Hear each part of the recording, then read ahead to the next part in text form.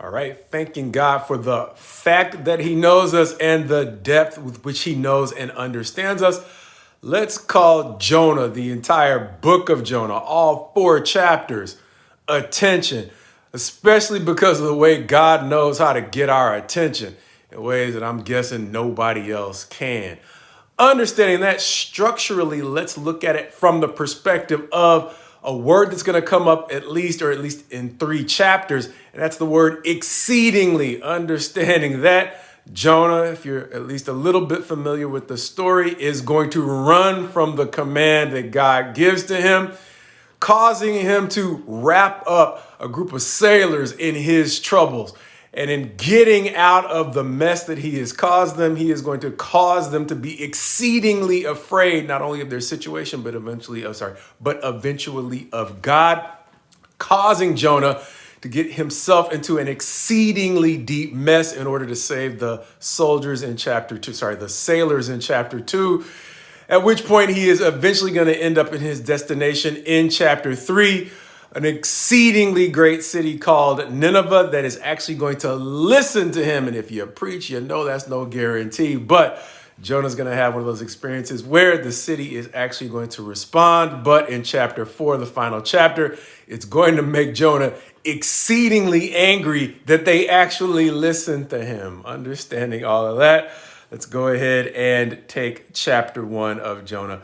Let's call it exceedingly afraid for the response we will eventually see out of the soldiers.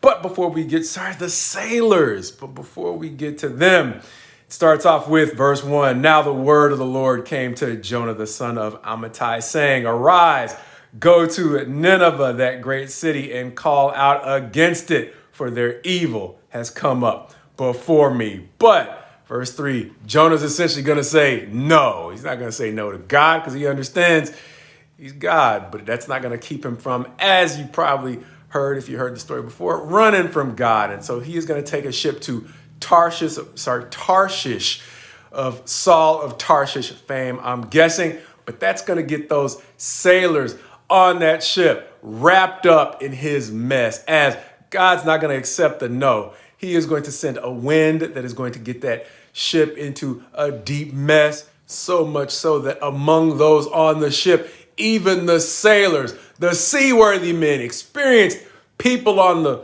waters, I'm guessing, they're exceedingly afraid, as we mentioned. But Jonah, on the other hand, is just going to reposition himself deeper in the ship and take a nap, which is going to upset, I think it's the captain of the ship, who's going to be like, awake, you sleeper, as we are perishing. You're getting a nap, but that's not going to resolve their problems because they still don't understand why. At which point, they're going to agree to cast lots, at which point the lot is going to point toward Jonah, who is going to acknowledge that he is running from God, and this may be why they are all in the situation they are in.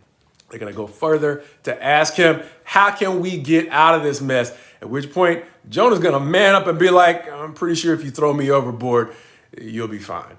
But they don't want to do that because in a turn, I guess it's kind of surprising for me, they actually care about his life. Understanding that we live in times now where life can be pretty cheap. And if you give people that option today, you don't even have to offer. They think they can just come up. Your life, a lot of times, is going to seem like it's pretty cheap. But they're in a time now where the men, even if it is to save themselves, are reluctant to incur blood guilt by tossing Jonah overboard. But once it becomes clear that they seem to have no other option, they relent, ask God for mercy, and toss Jonah over, at which point the seas calm down and they are exceedingly afraid of God and offer sacrifices to him, helping me to see that even though Jonah, by the end of the chapter, ends up in the belly of the fish, God knows how to get our attention, as we said. Understanding, one of the things that might have most caught my attention was the way in which it didn't get Jonah's attention just to be in that greater storm. Understanding that much like we hear from the story of the Christ, he was asleep in the belly of the ship as things seemed to be falling apart for everybody else on it, which caught my attention because if you've been through very much in life, you know that sometimes you just reach a point where you really don't care. And that seems to be where Jonah is, because by the time we fast forward to the end of the story in chapter 4, once things finally get Jonah's attention and they seem to fall apart to the point where all of the things that he did not want to happen in life have actually come to pass, at least with regard to Nineveh, he's just going to ask God to kill him. And so understand that he is maybe in a long line of other men of God that we are maybe going to take some time and look at by the time we get to chapter 4, when he actually does ask God to take him out.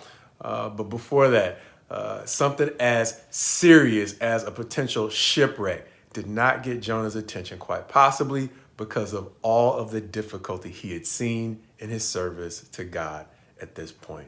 But never fear, because God knew how to get Jonah's attention too, as we'll see from the belly of the fish in the next chapter.